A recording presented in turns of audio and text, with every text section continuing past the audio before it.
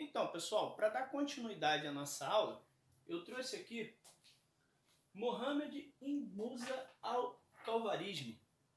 Esse personagem lendário, né, que nasceu em 780, morreu em 850, quanto mais antiga a história, fica mais difícil ter precisão sobre as datas.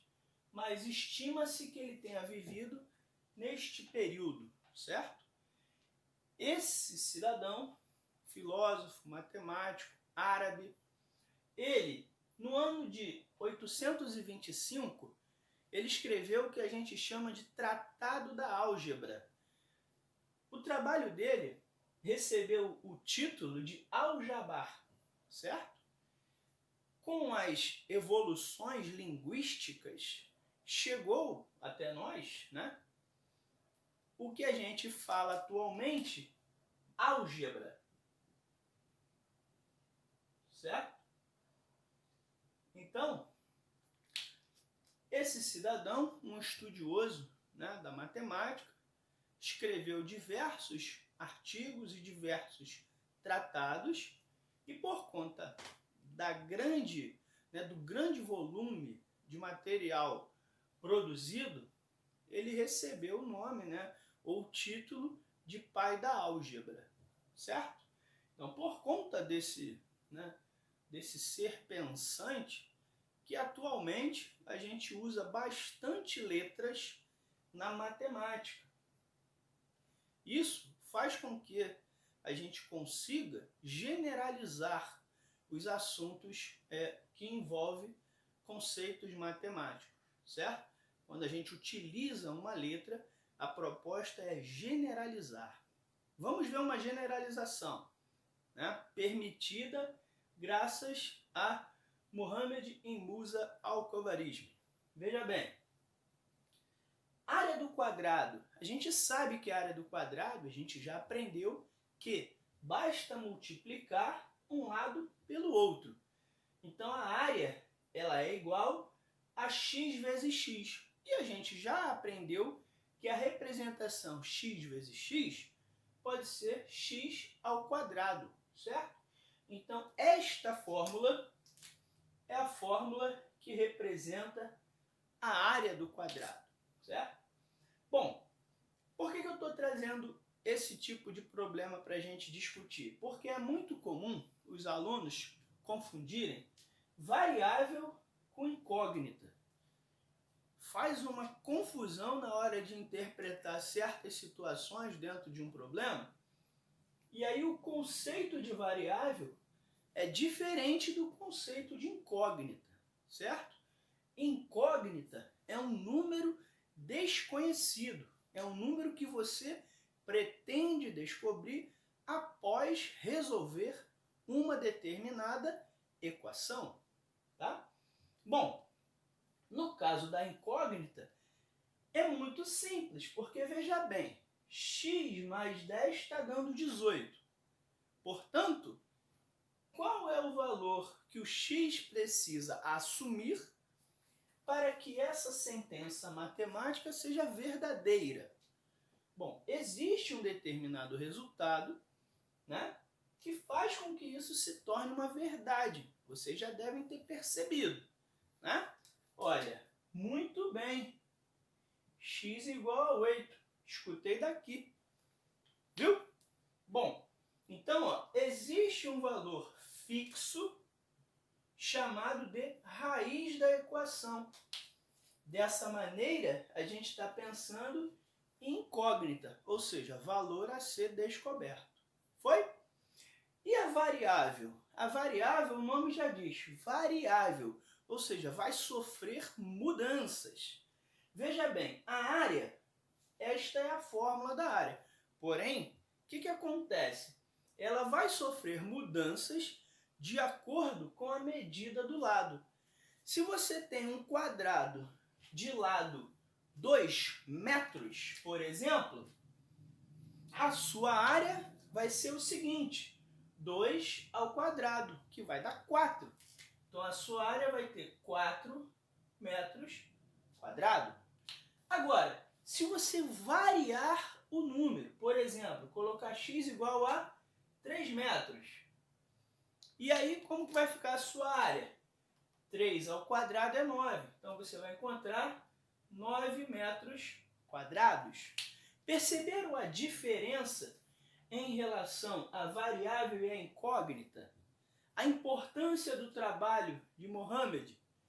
Ele fez, um estudo que nos permite generalizar uma relação entre letras, certo? Que a gente chama de fórmula, para resolver diversos problemas. Essa é a grande sacada de Mohamed. Desenvolver uma teoria que nos permita calcular a área de um quadrado, por exemplo, para qualquer medida de quadrado.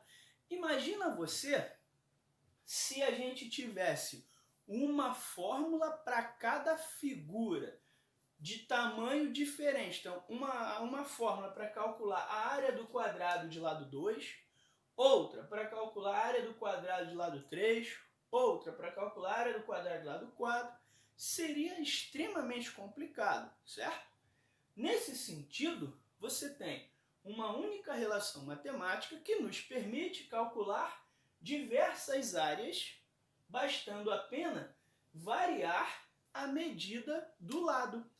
Olha o próximo, x igual a 4 metros, a área vai ficar quanto? 16 metros quadrados. E se o x for 5 metros? Então a área vai ser 25 metros quadrados. Foi? Bem legal, né, pessoal? Então, próximo quadro vou trazer mais exemplos pra gente. Então, pessoal, dando continuidade aí na nossa aula, a proposta de agora é a gente começar a utilizar as letras, para fazer a transformação das linguagens. A gente vai sair de uma linguagem materna, que é a linguagem falada no país, para uma linguagem simbólica, que é a linguagem matemática. Preste atenção, veja bem. Considere n um número inteiro. Pronto. Isso é uma linguagem natural, uma linguagem materna, uma linguagem que a gente fala. Considere n um número inteiro. Isso pode ser representado usando símbolos matemáticos. Olha lá, n pertence ao z. E o z é o quê? É o conjunto dos inteiros. Então, essa linguagem que está aqui em cima, a gente já consegue traduzir para uma linguagem simbólica, certo? Existem outras situações. Olha lá, linguagem materna. Número inteiro, o dobro de um número inteiro, quadrado de um número inteiro, metade de um número inteiro. A proposta é a gente traduzir isso para uma linguagem matemática. O problema está dizendo para a gente considerar n como esse tal número inteiro.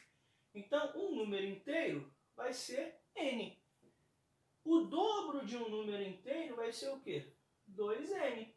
A gente também pode representar de qual forma? 2 bolinha n, certo?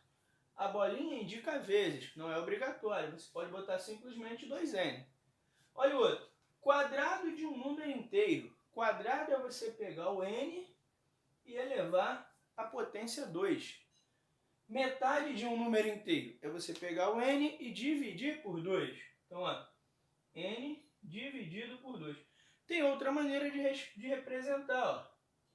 N, 2 bolinhas, 2. Significa o quê? Que o n está sendo dividido por 2. Tá legal? Bom, do lado de cá, o que a gente tem? Já usamos letras em capítulos anteriores, certo? Então, olha só, quando a gente trabalhou propriedade de potência, nós usamos letras. A elevado a n vezes a elevado a m. A gente repete a base e soma os expoentes. Propriedade comutativa, tanto na adição quanto na multiplicação, a gente já utilizou letras. Olha lá, a mais b é a mesma coisa que b mais a.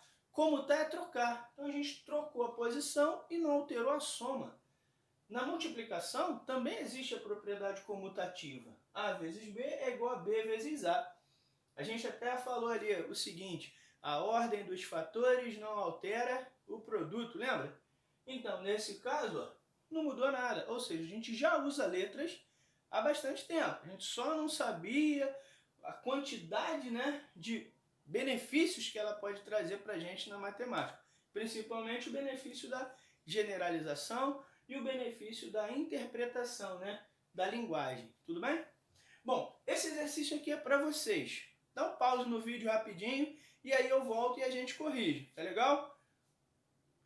Pronto, agora que vocês já estão de volta, vamos lá fazer a questão. Exercícios. Traduza para linguagem matemática. 1/4 de n. Então, se é 1/4 de n, eu pego n e divido por 4. Olha o outro. 2/3 de x. Então, eu vou pegar lá o x e vou buscar o 2/3 dele. Então, tá lá, ó, 2/3 de x. Tá bom? Pessoal, chegamos ao final da nossa aula, tá? Espero, conto com vocês em nossa próxima aula. Vou deixar para vocês lá o formulário com as questões associadas a esse módulo e também os exercícios selecionados do nosso material didático, tá bom? Aguardo vocês em nossa próxima aula. Tchau, tchau!